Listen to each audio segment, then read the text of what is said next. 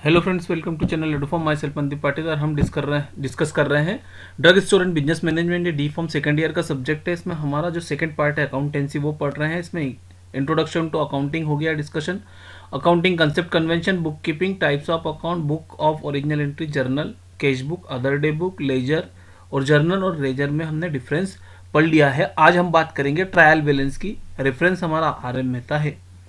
Trial balance होते क्या है?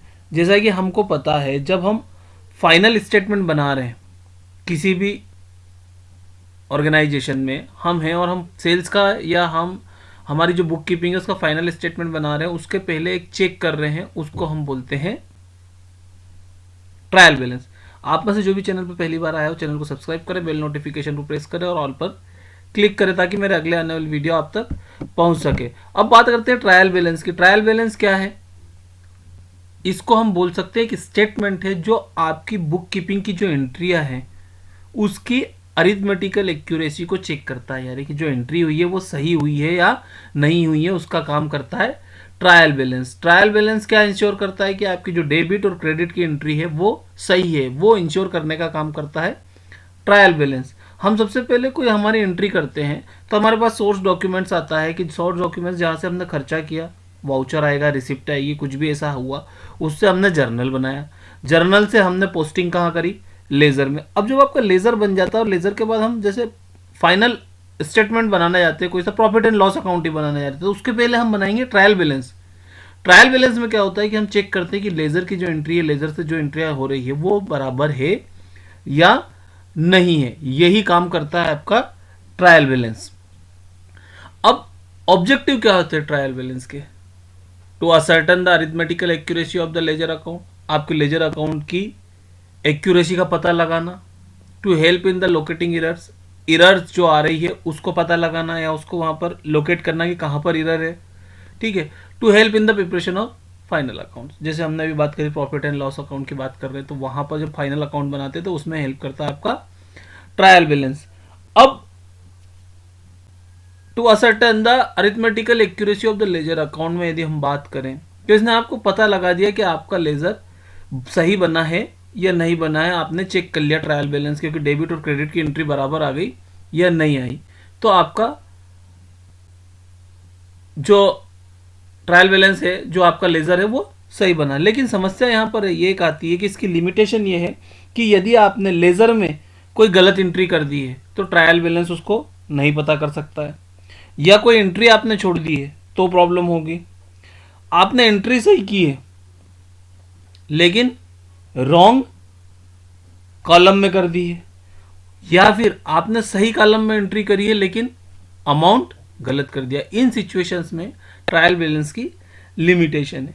वही बात करते हैं कि to help in the locating error. अब ये आपको एरर जो है उसका पता लगाने में हेल्प करता है। जब आप जनरल से लेजर में एंट्री करते हैं और लेजर से फिर आप क्या कर रहे हैं, ट्रायल बैलेंस बना रहे हैं, तो ट्रायल बैलेंस में आपको पता लग जाता है कि जब आपका क्रेडिट और डेबिट साइड का बैलेंस यदि बराबर नहीं आता है तो इससे हमको समझ में आ गया कि आपके लेजर में कहीं ना कहीं कोई प्रॉब्लम है, तो आप उसको रीचेक करते हैं। रीचेक करने में आपको पता लग जाता है कहाँ पर मिस्टेक है, उसको आप करेक्ट कर देते हो। जैसे आपने कहीं पर कमीशन ऐड करना था वो नहीं करा और वो डेबिट और क्रेडिट में आपका डिफरेंस शो कर देता है। इसी तरह अब तीसरा आता है to help in the preparation of final account. अब जब फाइनल अकाउंट बनाएंगे ट्रायल बैलेंस में तो डेबिट और क्रेडिट साइड आप देख लेंगे बराबर है, तो फिर हम क्या, हमने बात करी थी अभी कि जैसे एक प्रॉफिट एंड लॉस अकाउंट है, सैलरी अकाउंट है, इनका जो हम एक फाइनल स्टेटमेंट बनाते हैं वो बनाने में हमको कोई प्रॉब्लम नहीं होगी। अब यदि हम बात करते हैं कि ट्रायल बैलेंस बनाते कैसे हैं, तो सबसे पहले होता है बैलेंस मेथड। बैलेंस मेथड में क्या होता है कि आपने जो भी आपका लेजर बनाया है, जर्नल बने, जर्नल से आपने लेजर बनाया, लेजर में आपने सपोज करो कि आपकी सेल हुई 2 लाख की या 2,500 की, आपने 2,500 की सेल डेबिट में कर दी, कैश किसी को दिए 35,000 तो वो क्रेडिट में आपने डाल दिया। इस तरह से आपने एंट्री कर दी और टोटल अमाउंट यदि आपका 1 लाख हो रहा है डेबिट और 1 लाख क्रेडिट हो रहा है, तो ये टोटल अमाउंट आपने पूरा हर लेजर में से उठाया और वहां से क्या हुआ, आपका ये बन गया आपका ट्रायल बैलेंस। और दोनों तरफ की यदि बैलेंस बराबर आ रहे हैं यानी कि कोई मिस्टेक नहीं है। दूसरी मेथड होती है total amount method. Total amount method में क्या होता है, जैसे हमने एक्सपेंस किया, यहाँ पर हम बात कर रहे हैं कैश।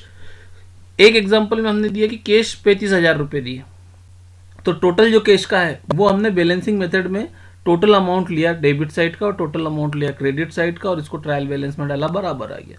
लेकिन टोटल अमाउंट मेथड में हम क्या करते हैं, कैश हमारा 35,000 है, अभी 35,000 में हम एंट्री यहाँ से डायरेक्ट 35,000 की नहीं लेंगे, हम 35,000 में से लेंगे कि आपने एक्सपेंस क्या करा।